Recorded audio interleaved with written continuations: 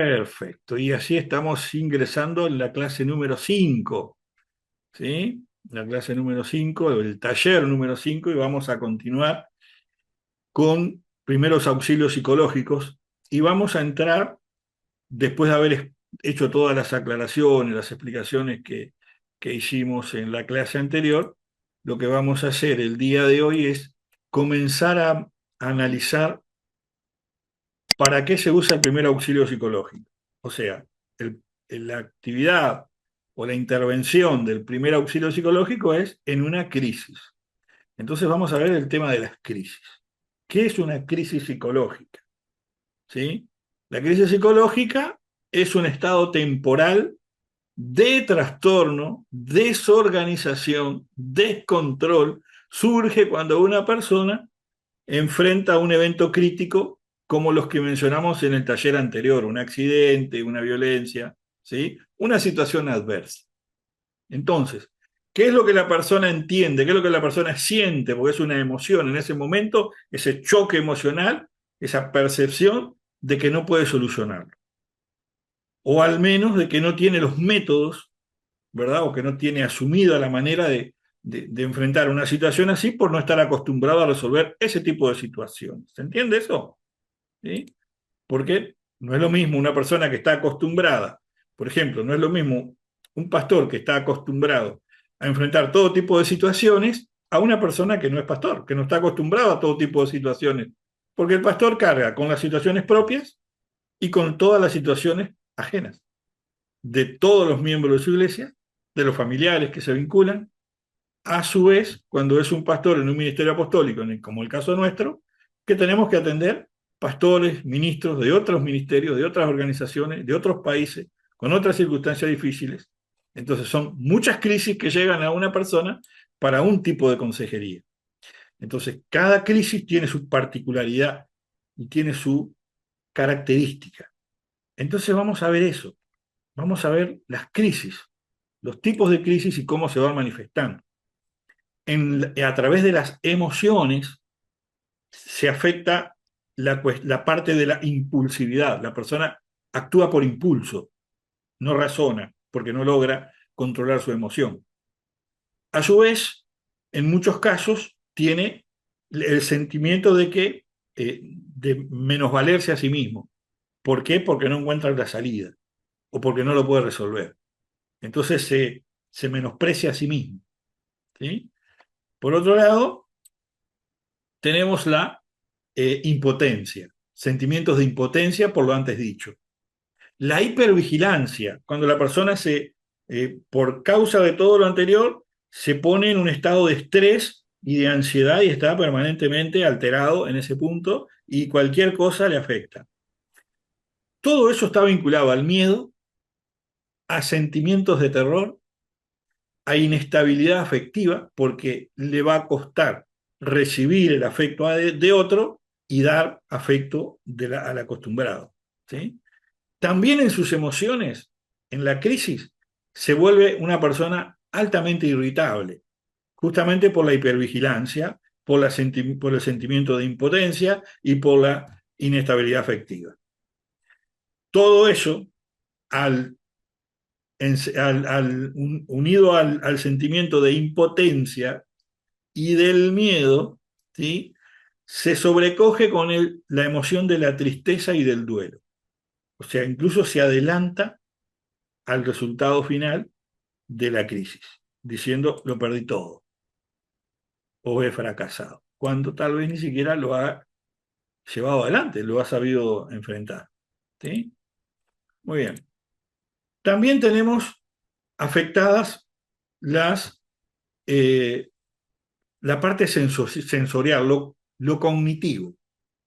Entonces, la persona, además de todo lo anterior, tiene confusión, sufre desorientación, dependiendo de la crisis, ¿sí? En su vida diaria, sueños y pesadillas recurrentes, una preocupación exagerada por cualquier cosa, ¿sí? Problemas de concentración, problemas de memoria, dificultad para tomar decisiones, empieza a cuestionar incluso sus creencias espirituales, y acá hablando de los creyentes, empiezan a dudar de Dios. ¿Por qué Dios me permitió pasar por esta crisis? ¿Por qué yo estoy pasando por esta situación si Dios está conmigo? Entonces mucha gente cuestiona su propia fe y acá vemos que Satanás utiliza las emociones para alejar a la persona de Dios o desorientar la fe. ¿Se entiende esto? Bien, muy bien. A su vez, a su vez en su diario vivir, ¿sí? Se ve a sí mismo como que no es eficaz en su día a día y como que su valor ha disminuido en su hogar o en su trabajo, en su entorno eclesiástico, y eso es parte de lo mismo. Son etapas que van avanzando y van cobrando cada vez más terreno en la vida de la persona. ¿Sí? ¿Qué es lo que también tenemos, además de la emoción? Además de lo cognitivo, tenemos lo físico, porque eso empieza a bajar de la cabeza al resto del cuerpo. Entonces, el cuerpo se siente cansado, se siente fatigado, tiene alteraciones en el apetito y en el sueño, come mal, o sea, puede comer muy poco o puede comer en demasía por la ansiedad, ¿sí? O al mismo tiempo puede dormir mucho o no dormir nada por la misma situación. El mismo cansancio no lo deja dormir, o la misma ansiedad le produce fatiga que no lo deja dormir, y eso produce después en el cuerpo taquicardias, sobresaltos, esa persona que cualquier cosa que pasa, ¡ah!, salta o grita, así se caiga un alfiler arriba de la mesa, ¿sí? Dolores físicos, hiperventilación o sudor, ¿sí? Las personas que cambian su ritmo de respiración, la hiperventilación es gravísima, ¿sí? Porque afecta, le puede generar un paro respiratorio, cardiorrespiratorio, ¿sí? También, si la persona sufre de problemas de presión, alguna otra enfermedad mm, que venga por atrás, ¿sí? Como hay enfermedades como la artritis, por ejemplo, la artritis reumatoidea, el estrés hace que la artritis empeore porque es una condición crónica, así como también la diabetes y otras, ¿sí? ¿Qué es lo que también afecta en las cuestiones físicas? ¿Sí? Es que la persona, por estar sobresaltado, por estar con problemas de cansancio y de fatiga, por tener su sueño alterado, por estar en niveles de estrés muy altos, ¿qué es lo que pasa? O bien excede su límite en la actividad o en la pasividad. Se va de un extremo para el otro y de esa manera se le puede complicar todo.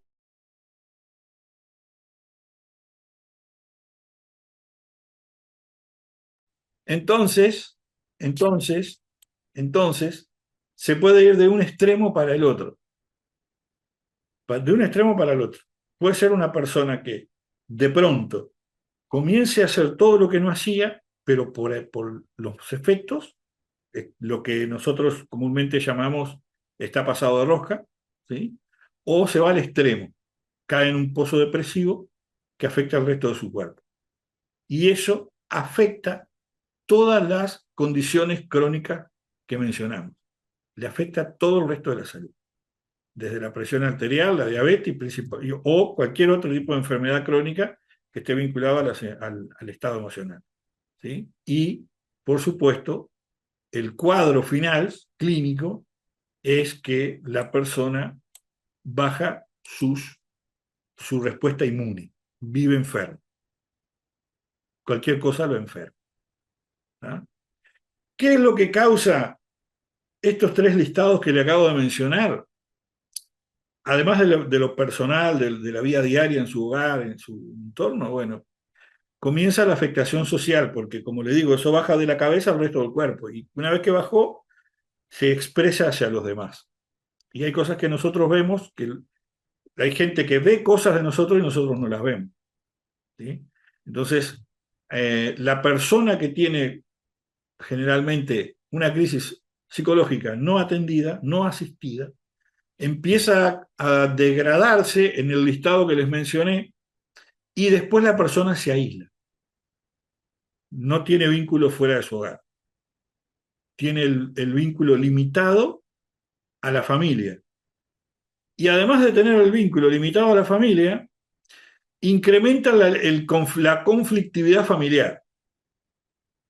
Tiene problemas, conflictos permanentes con sus familiares, de muchos años.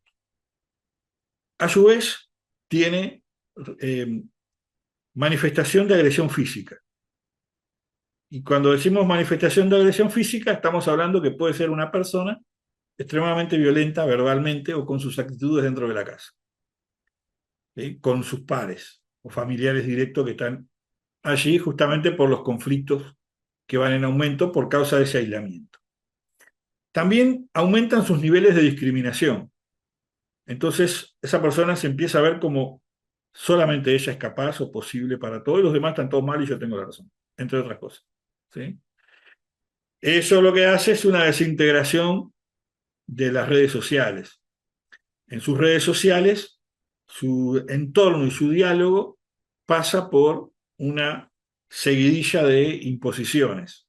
Hoy vemos que mucha gente tiene canales de YouTube, canales de Facebook, de Instagram, de Twitter, entre otras cosas, ¿sí? Y la persona puede estar todo el día publicando cosas y tienen 2.000, 3.000, 5.000 seguidores, pero tienen un solo like. Ahí vemos que puede tener los seguidores que tenga, pero ninguno de los seguidores están de acuerdo con él, no lo siguen, no, realmente están ahí por una cuestión que te lo da el sistema o te lo da el algoritmo, ¿sí?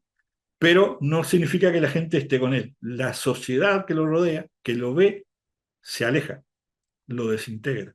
Y eso es algo que se ha hablado mucho en las cuestiones de redes sociales. Vamos a hablar del tema de redes sociales más adelante y, y los peligros que hay con este asunto, porque es parte de la materia, es parte de lo que vamos a tratar, la desintegración de las redes sociales. O sea, nosotros como individuos sociales, ¿sí? ¿Qué pasa con eso? Que las estructuras comunitarias que nosotros empezamos a construir alrededor nuestro, a nivel social, se empiezan a fragmentar. Entonces, ya no es lo mismo, ya no sos una persona social, sos una persona totalmente fragmentaria, aislado, en que vive en permanente conflicto. Otro detalle importante en esa gente, en esas personas, que puede ser cualquiera de ustedes o cualquiera de nosotros, ¿sí? Es que aumenta su violencia por motivos de género. O sea, nosotros como cristianos no estamos a favor de la ley de género, por ejemplo. ¿Sí? Como cristianos no estamos a favor. Hay una ley que hay que respetar y por tanto, dentro de lo que son los derechos humanos, tenemos que respetar a todas las personas. Y no nos tenemos que olvidar como cristianos que dentro de lo que Dios nos pide debemos amar a esas personas, que va más allá de mi acuerdo o no con una ley. ¿Se entiende la diferencia, verdad? Yo puedo estar no a favor de la ley, pero yo amo a esa persona que vive una ley de género como propia. ¿Sí? Y el otro detalle que hay, o sea, la persona que está en una crisis social, que viene decayendo en su vida, no solamente no acepta a las personas que tengan otro pensamiento en el género igual que él, sino que la maltrata o la destrata. Y después tiene un sentido de sobreprotección a sí mismo. Se autoprotege de tal manera que no permite que nadie se acerque. Ese es el último grado de degradación en las personas que vive una crisis psicológica permanente que no fue tratada. ¿Sí? Esta información no es inventada por mí, es resultado de estudios académicos y la pueden buscar en muchas páginas de medicina o páginas como la Organización Mundial de la Salud, entre otras, porque este es material de consulta que todos los estudiantes de temas de salud mental como yo consultamos. ¿Sí? Y he armado muchas cosas con eso porque están realmente muy buenas. Todos filtran por ahí. Ahora, vimos una lista de situaciones. ¿Cómo las vamos filtrando? ¿Cómo las vamos viendo? O sea, ¿cómo se manifiestan para ir reconociendo que hay crisis psicológicas no solucionadas? Sabemos que tenemos ese cuadro que acabamos de mencionar, pero de pronto pasan los años y no la vemos. Lo tomamos como la persona es así y te va a decir la persona, yo soy así. No, no es así la persona. La persona se hizo así. O sea, hay un antes y un después para determinadas actitudes. Entonces, la crisis tiene una característica muy particular, la mencioné al principio, se desorganiza el pensamiento. Entonces, cuando se desorganiza el pensamiento, la persona tiene dificultad para enfocar el pensamiento. Ahí comienzan las ideas catastróficas, la persona no puede razonar y empieza a negarse a los demás. Y tiene una negatividad entre él y las demás personas. Y es sin fundamento. Estamos hablando de las personas que no tienen al Señor, pero hay mucha gente que está en la iglesia y no tiene al Señor, pero va a la iglesia, que son cosas muy distintas. Lo dimos en talleres anteriores. La lista de personas que va a la iglesia por ir, por costumbre, por amistad, porque tiene un llamamiento, lo que sea, pero sigue el llamamiento, pero lo hace sin el Señor. Porque si uno sigue un llamamiento y su vida no está alineada al Señor, está siguiendo una nube sin agua, porque no va a lograr nada. Yo tengo que seguir un llamamiento, un ministerio, con los dos pies en la palabra, en las enseñanzas de Cristo. Pero hay gente que no vive así. Y hay gente que va solamente por los panes y los peces, para que Dios me ayude, para que Dios me bendiga, para que Dios me sane. Entonces ahí tenemos conflictos. Hay cosas que la persona no va a permitir. ¿Por qué? Porque no va a lograr enfocar en una situación, la va a pasar por alto de acuerdo a su formación y va a dejar de lado lo que Dios dice, lo que Jesús dice, lo que la enseñanza bíblica nos dice, para imponer su postura. Y ahí se desorganiza el pensamiento. Cuando yo tengo la palabra de Dios, que me dice a mí que yo tengo que llevar cautivo al Señor mi pensamiento. Yo como cristiano tengo que llevar todo lo que yo pienso cautivo al Señor. Yo tengo que someterlo al pensamiento de Cristo. Esa es la ley que rige mi pensamiento. No puede haber otra. O sea, no es lo que a mí me parece. Es lo que Dios dijo o lo que Jesús dijo para esto. Entonces, cuando el pensamiento está desenfocado, ¿sí? Y a veces el pensamiento se desenfoca en mi razón, cuando yo afirmo mi pensamiento, en mi razón, y no miro lo que me dice la escritura sobre ese pensamiento y sobre esa situación, empieza el desorden de pensamiento, el desenfoque de pensamiento, seguido del desorden de las emociones, como las que acabamos de mencionar. Sentimiento de tristeza, angustia, desolación, miedo, ansiedad, desamparo, agotamiento físico y emocional, cansancio físico y emocional, confusión, la persona se empieza a sentir inadecuada, innecesaria, frustración, enojo, rabia, cólera, violencia física. Y luego, el siguiente nivel, llanto, sudoración, palpitación, temblor, ya empieza a bajar al cuerpo. Cambios de peso, cambios de conducta, como vimos, cambios en las actitudes, porque la persona ya no encuentra salida, no encuentra respuesta, y de esa manera, justamente las personas que se sienten acorraladas sin salida, sus actitudes cambian, y algunas de ellas cambian hacia dos puntos, o una depresión profunda que los lleva a las adicciones, y ha pasado con creyentes, y es el siguiente módulo que vamos a tratar, ¿sí? Y la desesperanza, sentirse indefenso, pesimista y dependencia, entre algunas otras cosas. Ese es el final, ya una catástrofe en la vida de la persona absoluta, porque hubo un proceso que no se atendió en la crisis. ¿Cómo yo sigo viendo que la crisis está avanzando? ¿O cómo yo puedo apercibirme en mí mismo que hay una crisis que tengo que enfrentar? ¿Sí? Es por cuando veo que mi comportamiento cambia, empieza a cambiar y yo noto que el comportamiento cambia. O mi entorno directo me nota distinto. ¿Qué está pasando? Que ahora estás de esta manera. ¿Por qué reaccionas así?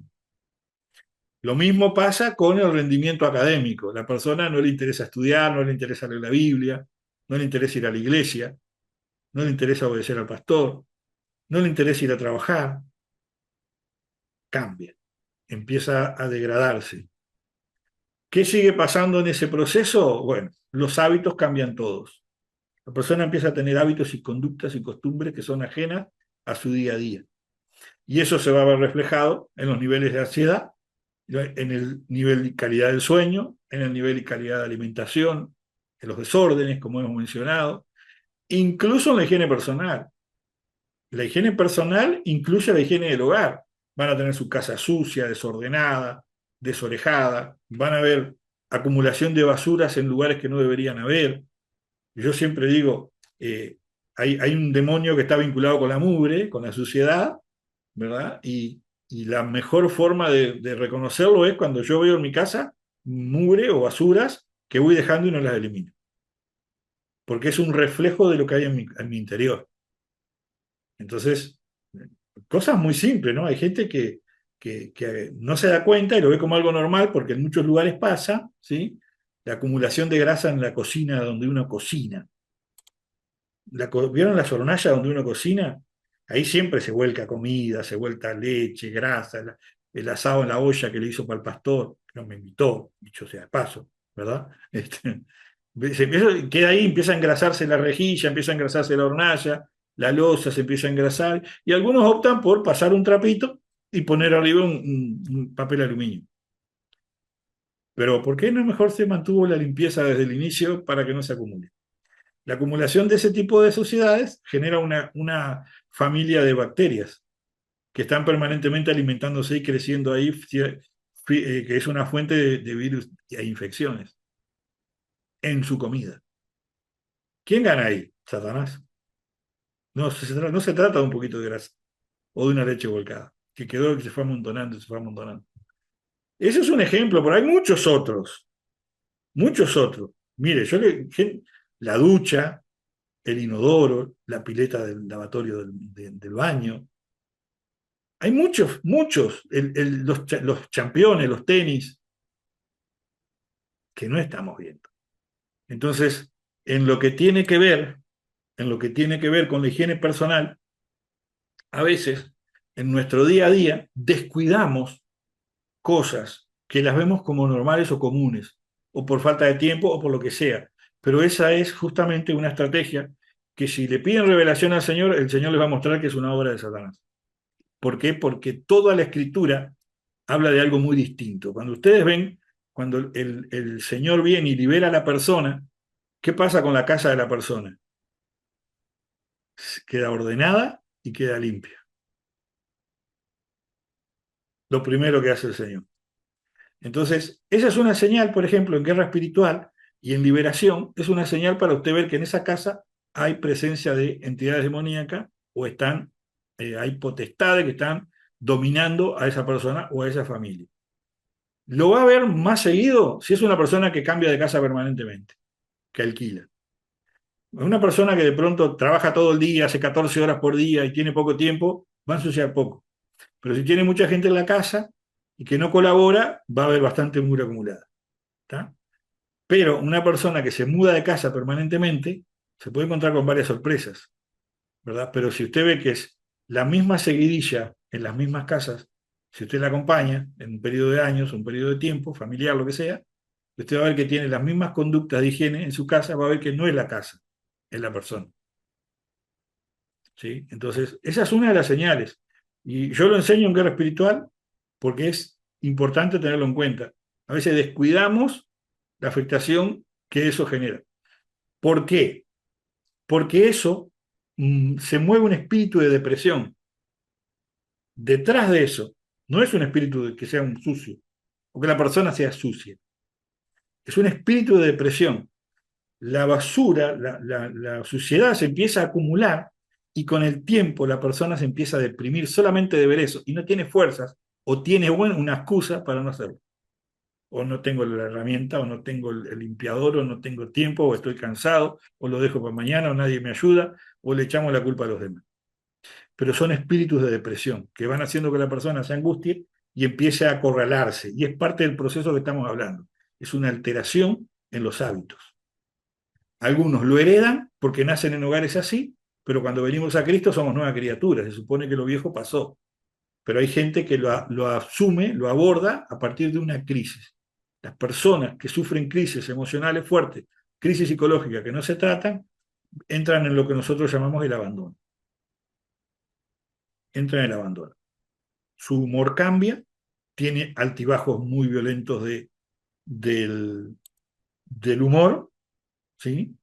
Y a su vez ya no disfruta los tiempos que disfrutaba con sus pares porque se aisló. Afecta a su relación familiar, su entorno familiar directo, y si trabaja, afecta a su trabajo y su día a día. ¿Sí? Hay varios tipos de crisis. No podemos mencionarlas una por una porque sería imposible, pero sí podemos tener un macro. ¿Sí? Decir, bueno, esto es un panorama de las crisis más fuertes, y dentro de esas crisis más fuertes hay un sinfín de posibilidades. ¿Sí? Vamos a ver dos tipos. ¿Sí? Dos tipos. ¿Ah? Las primeras son las circunstanciales. Una circunstancia, algo que pasó. No, nadie la esperaba. Lo dijimos anteriormente, puede ser un accidente, que dependa puede ser cuestiones ambientales, una catástrofe ambiental, yo qué sé, que puede pasar más en este tiempo que vivimos, ¿sí? Puede surgir un evento crítico dentro del hogar que la persona tiene que enfrentar, ¿sí? O una cuestión personal, un accidente laboral que impide mi buena movilidad, que eso me va a afectar, es una circunstancia que de pronto tengo que trabajar y necesito mis dos brazos para trabajar y me quiebro uno, por ejemplo, una caída, o me viene una tendinitis, o me fracturé algo que necesitaba esa parte de un dedo, yo que sé, trabaja en una computadora y se me quebró un dedo, me afectó la movilidad, pero es circunstancial, ¿se entiende? Es circunstancial, me puede afectar mi movilidad con las personas, con mi trabajo, me puede cambiar el ánimo, lo que sea, pero es un momento. Pero dentro de las circunstanciales aparece el sentimiento de pérdida, el sentimiento de abandono, el desempleo, entre otras. ¿Ven? Es circunstancial, pero yo ya perdí tiempo, perdí trabajo, pierdo plata, me siento solo, abandonado, porque de pronto mis compañeros no están ocupados conmigo, en mi casa tienen que trabajar, estoy solo, y estoy perdiendo el trabajo o puedo perder el trabajo. En ese caso, pero es un evento circunstancial. ¿Dónde se ve con mayor fuerza este tipo de crisis? En los inmigrantes. Los inmigrantes sufren todas esas crisis juntas cuando salen a otro país a buscar su suerte. ¿Sí? Pérdida, abandono, desempleo, sin sufrir ningún accidente. Pero es circunstancial, porque es por un periodo X de tiempo. Después tenemos las crisis de desarrollo. Esta es diferente a la circunstancial. ¿Por qué? Porque esta uno la anticipa. ¿Cuál es, qué es lo que podemos anticipar? La etapa de la vida. Y por ser una crisis de la etapa de la vida, o del desarrollo de la vida, la conocemos como la crisis del ciclo vital. La crisis del ciclo vital. Cada etapa de la vida tiene una crisis. ¿Sí? Entonces, la persona tiene que transitar de una etapa de la vida a la otra, ¿sí? Y pasar de ser una persona soltera a una persona casada, de una persona casada a ser padres. Después de ser padres, pasar por la crianza hasta la adolescencia, sufrir la adolescencia, sufrir, dije, bien dije, la adolescencia, la pubertad. Luego, ¿qué pasa? El hijo ya está grande, se va al nido muchas veces, o a veces hace nido en su casa, generando otra crisis, que está dentro de lo esperable. Pero también, mirando hacia lo de afuera, pero me está afectando a mí, la crisis de la mediana edad. La andropausia en el varón, la menopausia en la mujer. ¿Me explico? Son crisis esperadas en el ciclo vital y que ninguno está ajeno a ello y nadie está libre. Entonces sabemos que en esas etapas de nuestra vida nosotros vamos a ser susceptibles. Vamos a ser susceptibles y vamos a ser vulnerables. No importa cuánto tengamos de Dios, es una etapa de la vida y la vamos a atravesar. Nos guste o no nos guste. Es diferente a la etapa circunstancial, ¿se entiende? No es diferente al eventual, es diferente a esa lucha, esa prueba que usted está viviendo, hablando desde el punto de vista cristiano, usted enfrenta una lucha y una prueba, eso es diferente, porque es un momento, un tiempo, un determinado tiempo. Esta no, esta va con usted toda la vida. Y se genera una situación de conflictos alrededor de su vida que afectan sus emociones y sus actitudes y, por ende, sus respuestas emocionales. Entonces, aquí entra precisamente el cuadrito que hablamos la semana anterior. ¿Qué es lo que te pasa? Nada. Nada. No me pasa nada. ¿Qué es lo que me pasa? Al no pasarme nada, yo tengo acá, detrás del nada, me siento cansado, me duele todo, me siento solo, tengo problemas de trabajo, estoy mal, me estoy rindiendo, estoy muy triste, ¿sí? Tengo ojeras, demuestro cansancio, estrés, depresión. Quiero estar bien, pero bueno. Tenemos la última declaración. Quiero estar bien, yo puedo, voy a salir de esta, pero vengo cargando con todo esto otro. ¿Qué te pasa? Nada, no me pasa nada. Como hablamos en el taller anterior, y es muy importante poner atención a esos factores porque nos afectan a todos y debemos tener la mirada atenta, ¿sí? La mirada atenta. La crisis no tratada, la crisis no enfrentada, no abordada oportunamente, genera malestares psicológicos que salen de una persona. Y es el resultado de la sumatoria de cambios que la persona va atravesando en la crisis. Al no ir superándolos, va acumulando. Después del evento, después de la circunstancia, que esa circunstancia o el suceso estresante, ¿verdad? Ocurrió justamente en un momento de crisis existencial. Estoy pasando por la pubertad de mi hijo o de mi hija y tiene un novio 10 años mayor que él. Y justo a mi vecina le apareció, tiene un novio, la hija, que tiene la misma edad de mi hija, que también tiene un novio de tantos años más y ya tiene relaciones extramaritales, ¿verdad? Fuera del matrimonio, y los padres están nerviosos porque no están casados y la pueden embarazar y todo lo que ya saben. Entonces eso ya me suma una crisis por encima de la crisis circunstancial. Es la crisis circunstancial más la crisis existencial. Es una sumatoria. ¿Se entiende esto? Es una sumatoria. Y esa sumatoria genera respuestas desde mi parte, hacia afuera. Yo manifiesto mi vida y empiezo a manifestar cambio. Entonces, yo me doy cuenta de que esas cosas están pasando, ¿verdad? Y me siento incómodo conmigo mismo porque no puedo resolverlo. Pero la gente que está a nuestro alrededor se empieza a dar cuenta también de lo que me está pasando. Y al poco tiempo, cualquier persona que está con nosotros se da cuenta de que algo me está pasando, de que estoy afectado por algo. Y en la pregunta, ¿qué te pasa? ¿Estás bien? No me pasa nada, pero vengo cargando con todo lo anterior. Lo anterior. Entonces la persona puede llorar por cualquier cosa, estar permanentemente en ansiedad o un estado de ánimo muy bajo, no tiene proyección de futuro ni proyección del mañana, irritabilidad, desesperanza, entre otros factores que hemos hablado. Si bien es una alteración emocional de manifestaciones afectivas, ¿ah? No hay una conducta particular que diga, esta es esto es lo que vos tenés. No, porque se expresa de muchas maneras. Entonces, eh, empiezan esa suma de cambios no se caracteriza por una sola manifestación, sino por muchas. ¿Sí? Por muchas y pueden variar entre las que estamos mencionando, pero mayoritariamente son las mismas y son fáciles de ver. ¿Ah? ¿Por qué tenemos que intervenir en la crisis y en el momento oportuno? Porque es la mejor estrategia en el momento de la dificultad. Es la mejor estrategia.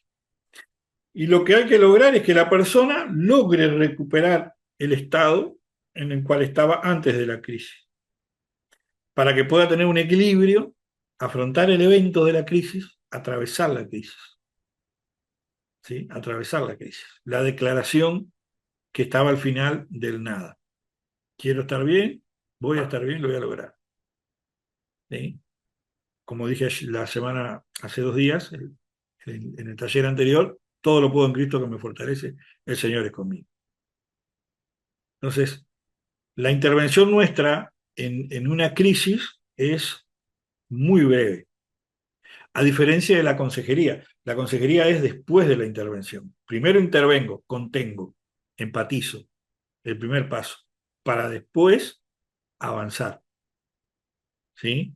Entonces, tenemos que estar ahí para apoyar, facilitar que la persona logre manifestar lo que siente, llorar si tiene que llorar, hablar si tiene que hablar o escuchar si tiene que escuchar. Y nosotros debemos escuchar, y mucho, a esa persona para que logre manifestar lo que hay en su interior y lo que realmente le está afectando en la crisis. Pero, pero, hay un detalle. No todas las personas que tienen una crisis necesitan primero auxilio psicológico. ¿Sí?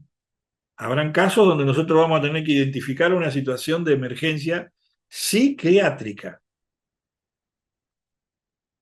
como por ejemplo el intento de suicidio, el abuso de sustancias, la psicosis, las conductas de agresiva o autoagresión, los ataques de pánico o los ataques de violencia hacia sí mismo o a los demás. En estos casos se necesita atención médica profesional. Ya no es mi intervención de apoyo en el momento para sacarla adelante, porque hay otras cosas muy fuertes atrás que ya afectaron su cuerpo, la mente de la persona, y necesita, como hablábamos en el taller anterior, esa ayuda extra para bloquear lo que está mal y para unir lo que está bien, para que el organismo siga su curso normal. Y a veces se soluciona muy fácilmente.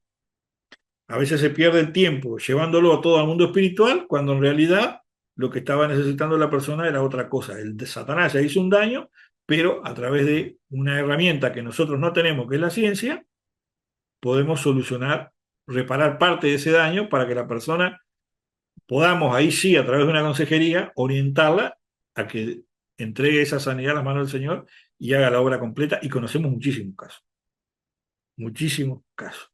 ¿Sí? Entonces, cuando nosotros intervenimos, en primera instancia, como hablamos la clase anterior, ¿sí? Nosotros ofrecemos el auxilio psicológico para ese momento, para que la persona se restablezca y pueda avanzar en el momento de la crisis. Ese tiempo es tan importante como que tiene que ser como urgente. Por eso es primer auxilio, ¿eh? Es que es urgente. La persona tiene la crisis hoy, y yo no puedo ir dentro de una semana. Tienen que pasar minutos u horas para yo tener una comunicación con esa persona. Es es fundamental que yo me comunique con la persona que tiene la crisis en los minutos u horas siguientes de la crisis. Tener ese primer contacto, sea personal o virtual. Por si yo de pronto, si la persona está a 20, 30, 40 kilómetros, 100 kilómetros, de pronto no puede llegar inmediatamente a acompañar a la persona, pero lo puedo hacer virtualmente. Eso muchas veces es suficiente, muchas veces. Otras veces es muy grave la situación y hay que viajar, hay que moverse, si vamos a hacer la tarea, ¿verdad? Entonces, eso es importante, que tenemos que aprovechar esa ventana de tiempo. ¿Quiénes pueden hacer ese aprovechamiento del tiempo? Bueno, no necesariamente tiene que ser el pastor de la iglesia, puede ser el obrero que haya tenido una capacitación de este tipo que están teniendo ustedes. También lo puede hacer un enfermero especializado. Cualquiera del personal de salud tiene la capacidad de hacer la primera intervención, que es ayudar a que la persona se sienta bien, cómoda y pueda manifestarse. ¿Sí? Entonces, esas personas son las que van a dar el apoyo primero.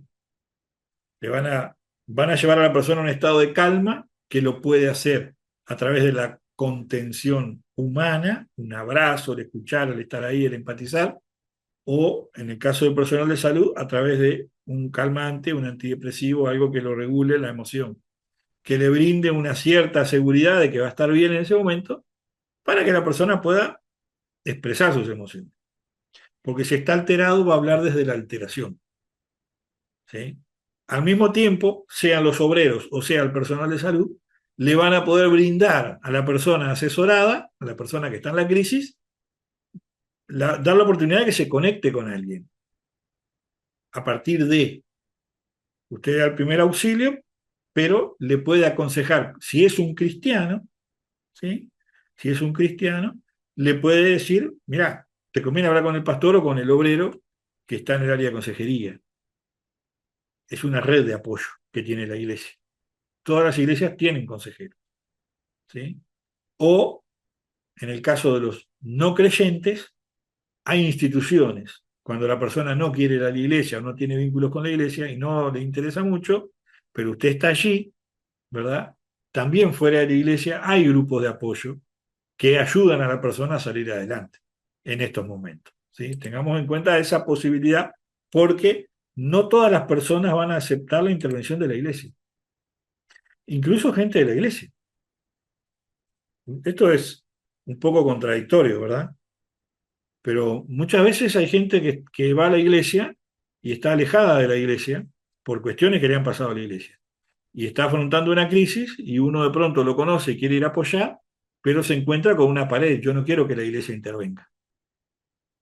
Entonces buscan ayuda afuera. Y uno no puede negarle la ayuda afuera, porque ama a esa persona. Ahí manifiesta uno el amor de Dios. Entonces tenemos que tener cuidado con eso. ¿Sí? Debemos tener cuidado. ¿Sí? Entonces, la primera instancia es ese abordaje principal de estar y llegar, pero hay una segunda instancia, hay un segundo paso, que es cuando yo ya contuve el chaparrón de la persona y ahora hay que derivarlo, como les dije recién. Entonces ahí tenemos que ver la forma de que la persona pase por un proceso psicoterapéutico, nosotros lo llamamos consejería espiritual, pero es psicoterapéutico.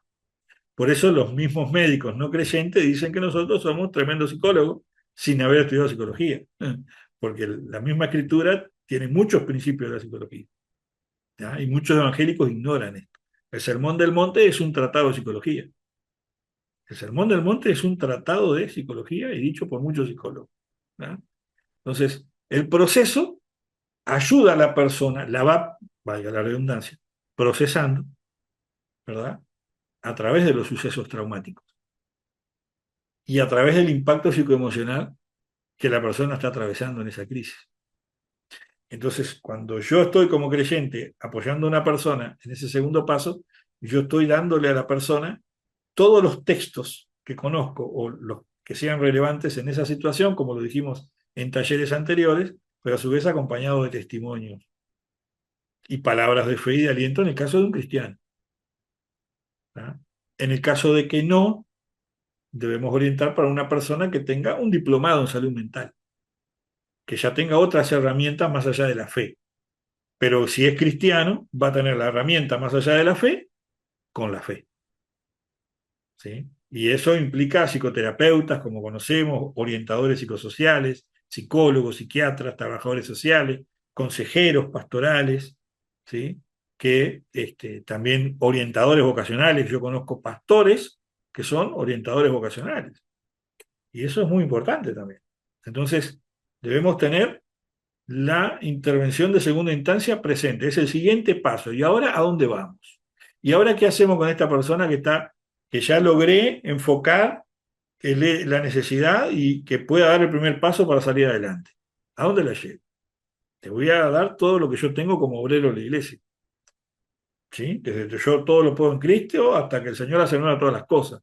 Hasta que las cosas viejas pasaron y todas son hechas nuevas. Tengo muchas palabras de fe para ayudar a la persona a dar los primeros pasos. Pero eso no puede quedar ahí, porque hay cosas que hay que ir tratando, secuelas y cosas que salen a luz, porque hay muchas cuestiones que están escondidas dentro de nuestras emociones que no salen a la luz hasta una crisis. Y a veces cuando se manifiestan, y otros la notan, o nosotros la notamos, necesitamos reconocer que vamos a necesitar algo más que una oración. ¿Sí? Entonces ahí tenemos el recurso. El recurso tiene dos caras, recurso individual y recurso colectivo. ¿Sí? El recurso individual es lo que yo tengo para darle a la persona. ¿Ah? Entonces, la persona está ahí, está pasando la crisis y yo la estoy ayudando en su recuperación individual y con su entorno. Yo, individual. Pero en ese proceso descubro que hay otras cosas. Y ahí yo tengo que buscar recursos psicológicos, sociales, económicos o espirituales. Psicológicos porque necesito que alguien en salud mental me ayude a enfrentar determinadas cosas que yo no sé administrar en esa persona desde su psicosis o desde su psiquis. ¿Sí? Social porque de pronto necesita resolver cosas en su entorno social a causa de su herida psicológica. Económicos porque la crisis le pudo haber afectado económicamente a la persona y yo no tengo los recursos y tengo que buscar que alguien o orientar a la persona a conseguir recursos económicos. Así sea, ayudarla a conseguir un trabajo, un préstamo, lo que sea. Y espirituales porque de pronto la persona está endemoniada y hay que liberarla y yo no tengo cómo liberarla porque de pronto yo no tengo la experiencia en el área de liberación, ¿entienden? Puede pasar también eso. Así que tenemos que estar atentos a todas las cosas. Son recursos individuales y recursos colectivos. Los colectivos son las herramientas que yo tengo en otros. Las herramientas que yo tengo en otros para sacar a la persona adelante en esta crisis. ¿Sí? Muy bien. ¿Qué pasa cuando yo estoy abordando la crisis y yo quiero cambiar a una persona en la actitud que está ahora y llevarla al siguiente nivel, llevarla al nivel correcto para que la persona pueda ver y salir adelante y avanzar? Bueno, eso tiene un nombre y se llama psicología cognitiva. ¿Sí? La psicología cognitiva trata de pensar, sentir y actuar. La persona en una crisis está desorientada, no piensa. La persona en una crisis tiene los sentimientos alterados, siente cualquier cosa. Y la persona en una crisis, al estar desorientada, al no poder pensar, no sabe qué hacer. Pensar, sentir y actuar. Eso necesitamos nosotros lograr en una persona que está atravesando una crisis, en las dos facetas, desde la parte individual a la colectiva. ¿Dónde en la Biblia dice que yo tengo que aplicar psicología cognitiva?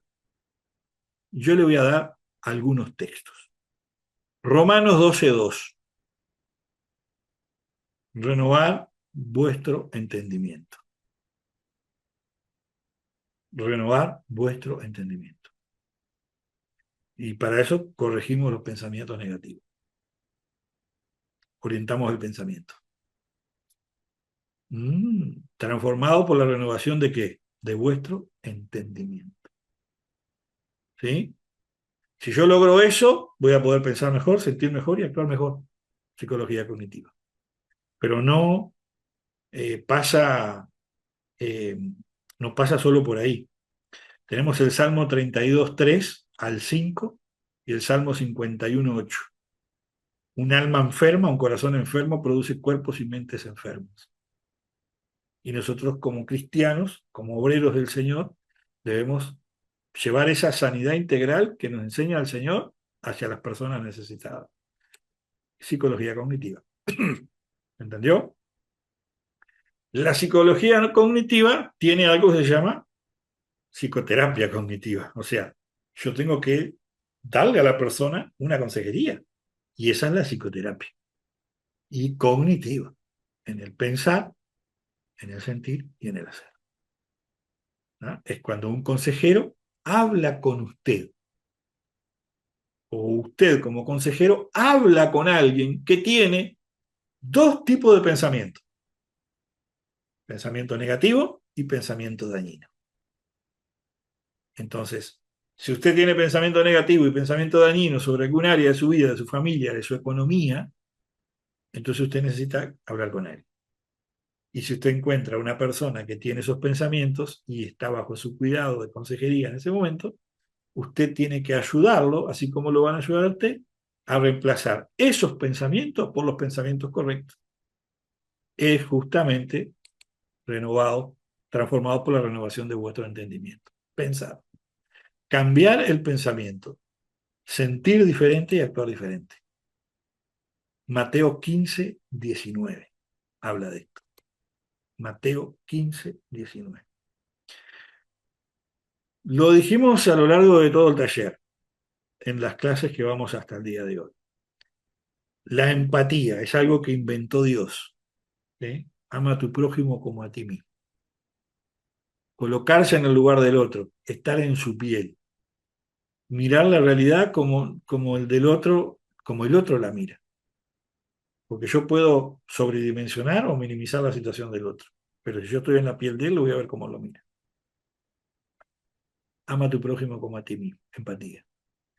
Sentir yo lo que, si yo estuviera en esa situación, ¿cómo estaría yo?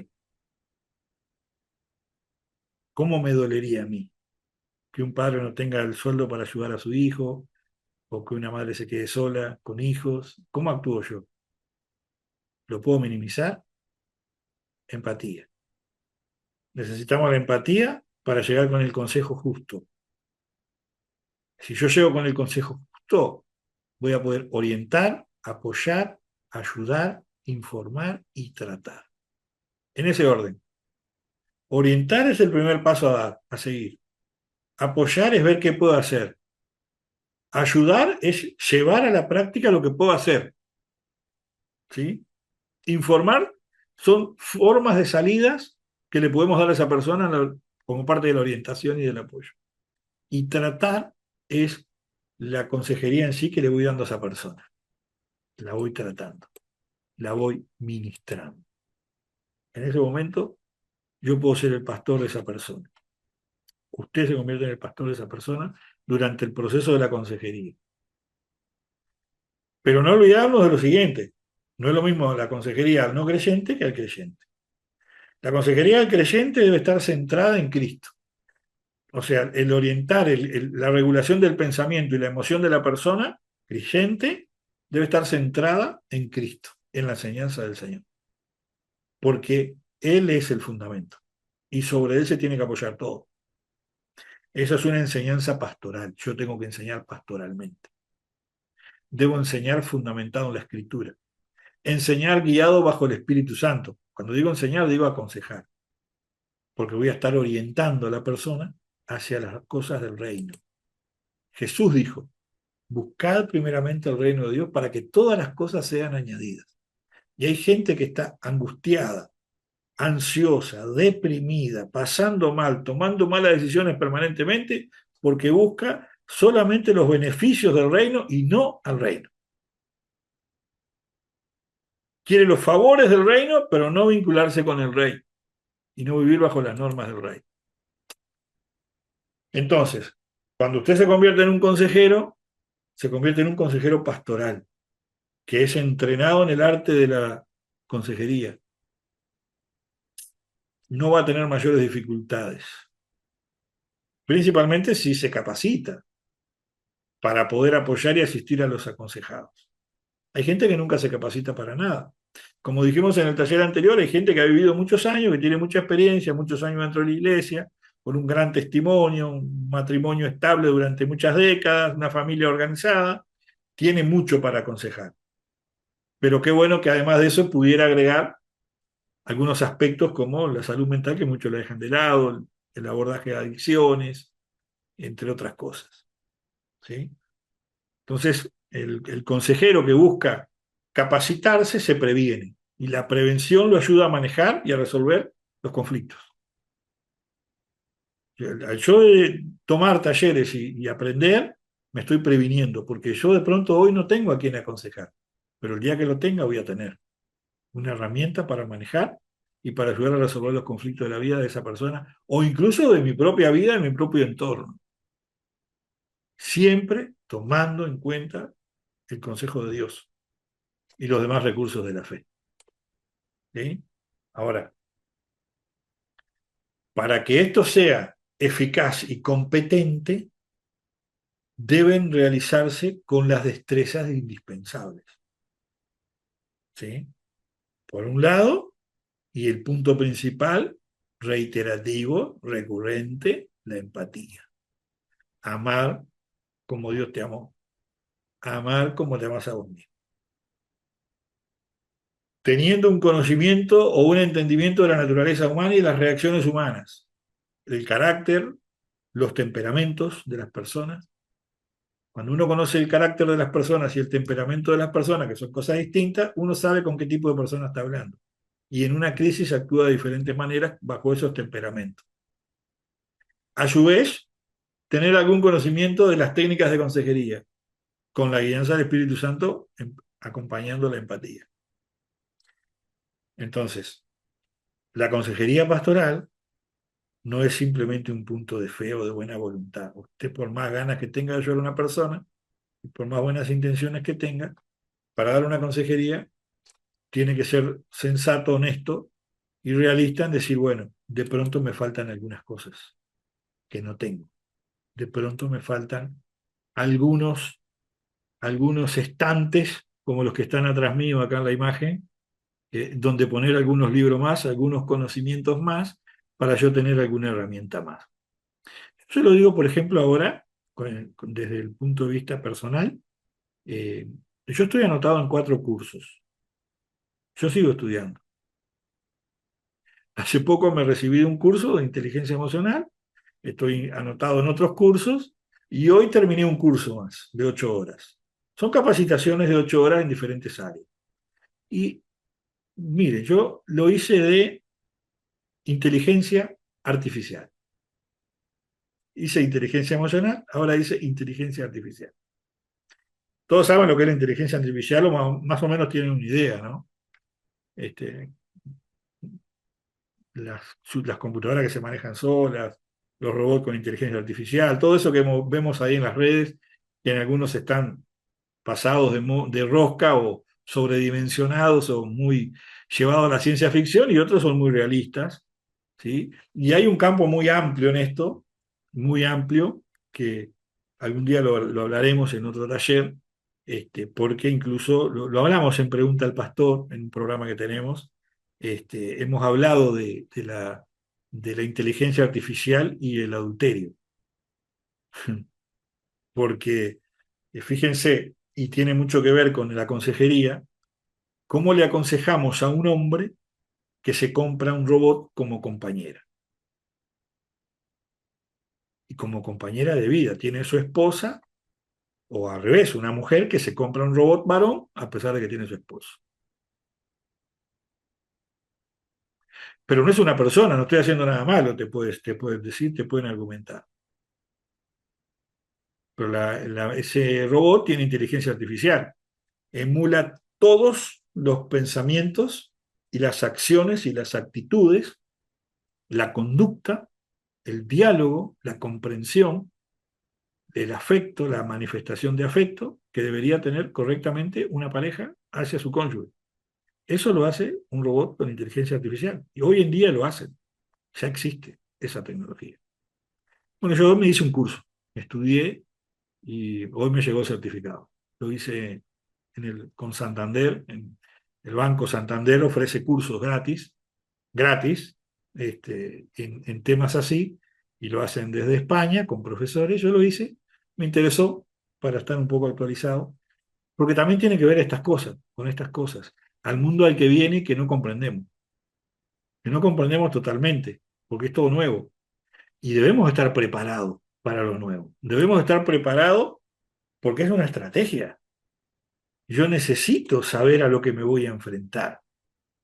Yo tengo que tener no solamente la buena voluntad de ayudar a la persona, sino que tengo que tener el conocimiento, tengo que tener mi, mi orden. Yo como consejero tengo que tener algunas características muy importantes.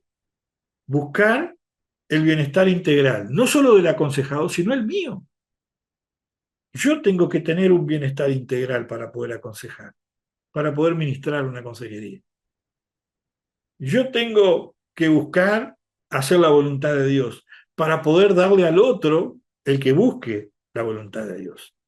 Yo tengo que tener cuidado con los contactos físicos en una consejería, principalmente si es del sexo opuesto. Si es un varón, evitar, miren, hoy en día lamentablemente hay que evitar el tacto a como dé lugar, sea hombre o sea mujer, por las cuestiones que hemos estado viendo y viviendo en estos últimos tiempos. Antes era, hay que cuidarse del hombre de abrazar a una mujer y la mujer de abrazar a un hombre. Hoy en día está difícil abrazar a un hombre y una mujer, porque no sabe lo que hay del otro lado, a menos que tenga discernimiento de espíritu o conozca a la persona.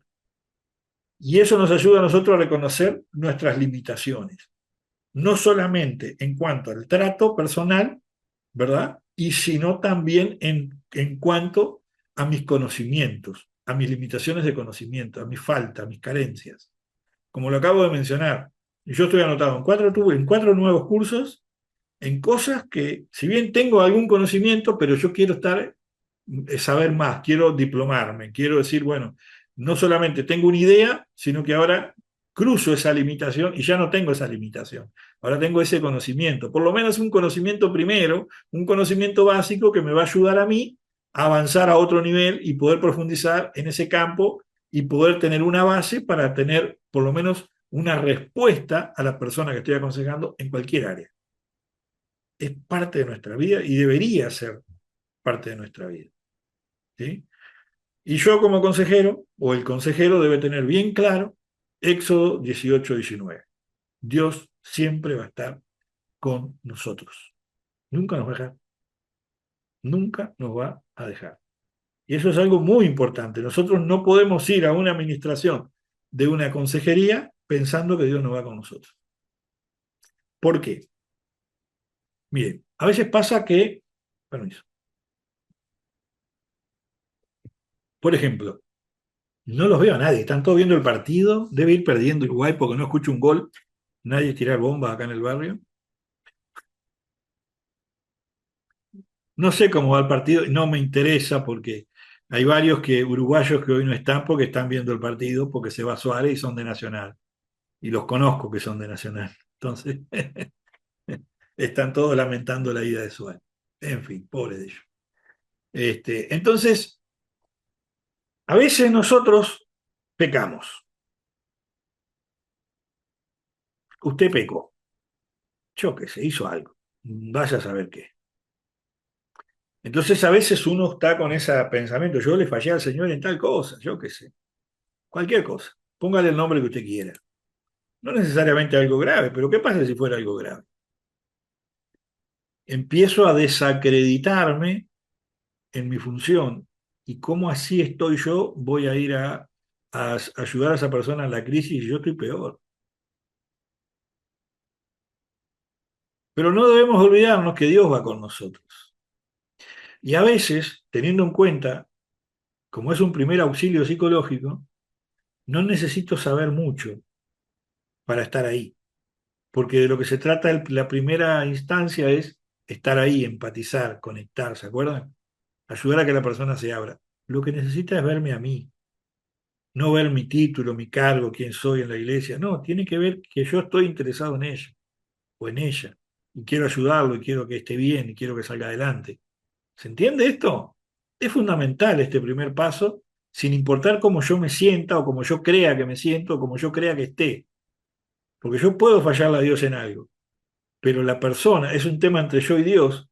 Y yo sé que Dios va conmigo a ayudar a esa persona y sé que yo estoy arrepentido de lo que pude haber hecho mal.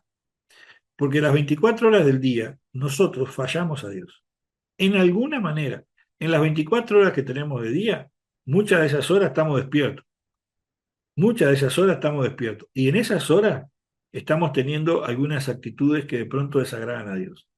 Pero no termina el día ahí. Porque a veces no nos alcanza con lo que hacemos mal en el día y en la noche soñamos cosas peores. Y nos levantamos con ese pensamiento de lo que soñamos, que ya nos condiciona el resto del día. Y justo ese día tengo que ir a visitar a la persona para aconsejarla, para apoyarla. Bueno, yo me tengo que acordar de que Dios está conmigo.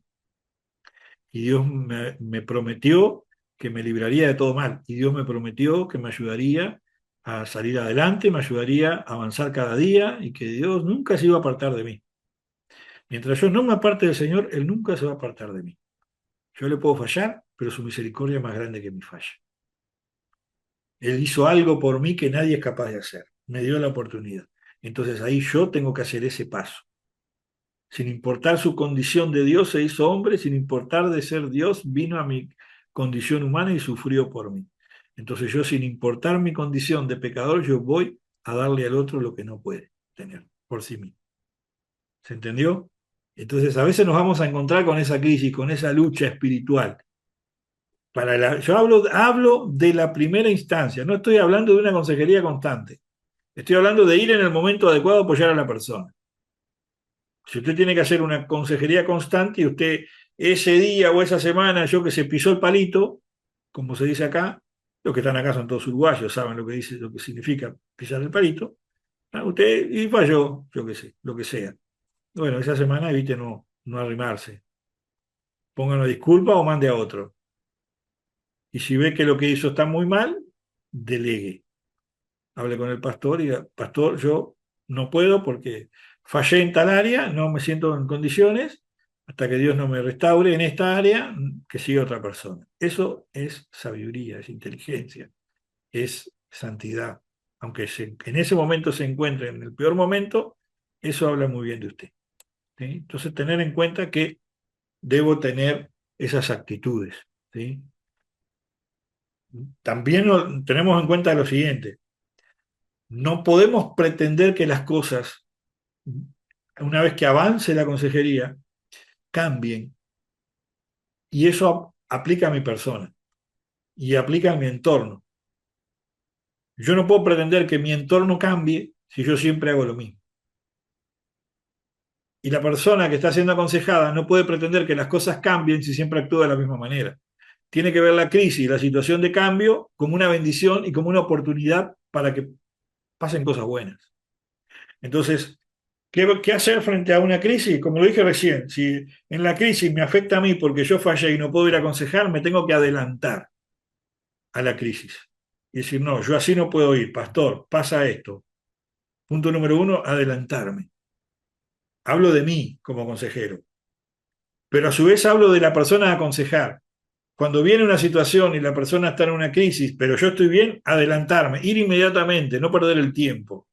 Y si me apuré, retroceder. Cuando yo retrocedo, porque me adelanté, me voy acercando de a poco y va creciendo la consejería, al punto de que la persona aconsejada encuentra un refugio en esa consejería, porque entiende que va logrando los objetivos y entiende que tiene una oportunidad de salir adelante.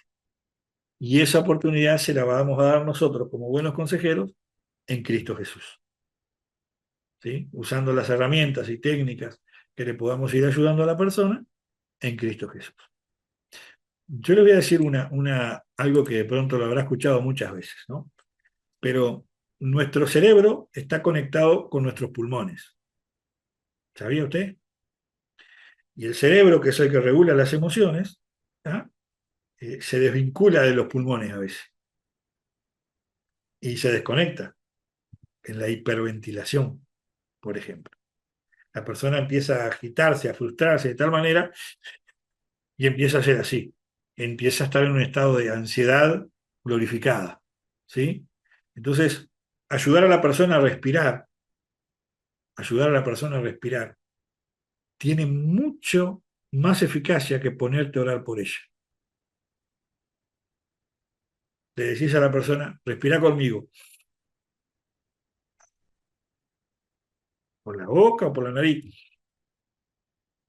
como quiera, pero hágalo 3 o 4 veces, 5 veces,